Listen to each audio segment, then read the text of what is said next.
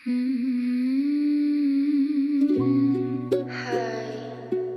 ganto na naman ba? Lungkot ah.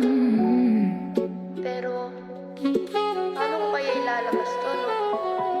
Alam ko na. Idaan ko na lang sa kanta. Ganto siya, oh. Lutang na naman ang aking isip, diretso lang tingin sabay titig sa kalawakan.